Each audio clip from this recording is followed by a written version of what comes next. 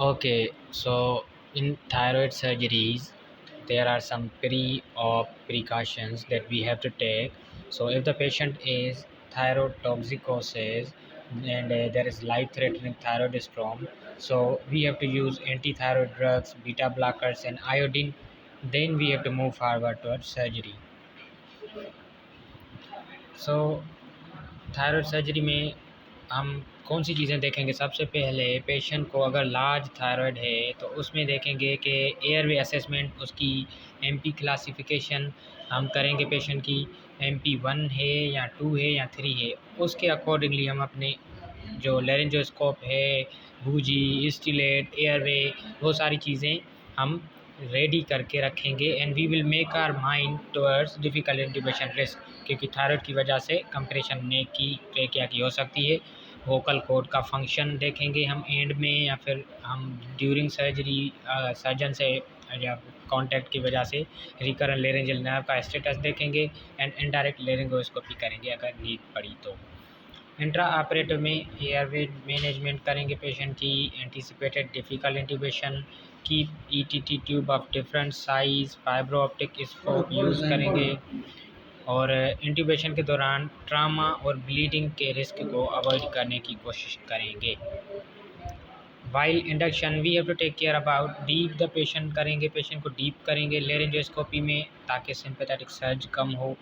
Avoid tachycardia ये and hyperthyroid patient ये हम अवॉइड करेंगे। मॉनिटर करेंगे स्टैंडर्ड प्लस हीमोडायनामिक कंट्रोल देखेंगे, एरिथमिया को देखेंगे पेशेंट को ताकि एरिथमिया तो नहीं हो रही।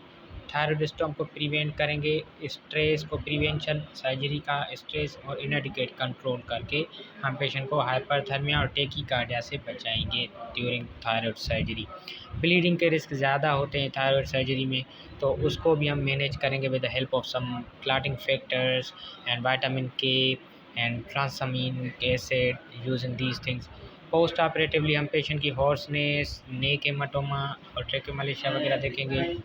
हम देखेंगे पेशेंट की रिकरेंट लेरेंजियल नर्व का स्टेटस। अगर यूनिलेटरल डैमेज है तो हॉर्सनेस होगी, अगर बायलेटरल डैमेज है तो एयरवे ऑब्स्ट्रक्शन होगी, जिसकी वजह से लाइफ थ्रेटनिंग पल्मोनरी एडिमा भी हो सकती है।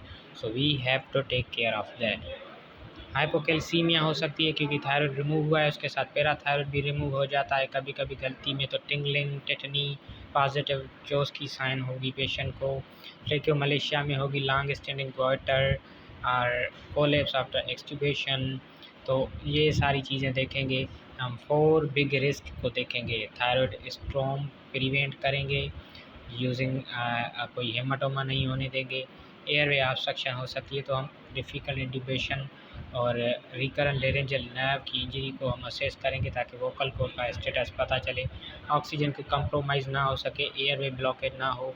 डिफ़िकल्ट इंट्यूबेशन की हम एंटीसिपेशन में डिफरेंट साइज़ ऑफ ईटीटी, लेरिंगोस्कोपी और ये आप सारी चीज़ें प्रिपेयर करेंगे। एंड में हाइपोकैल्सीमिया या फिर नर्व की डैमेज को असेस करेंगे ताकि पता चल सके कि वो whether the patient is right और not. So ensure euthyroid state, assess airway, prevent thyroid storm, anticipated difficult intubation, monitor post-operative obstruction and hypocalcemia को assess करेंगे। So these are the things that we have to take care.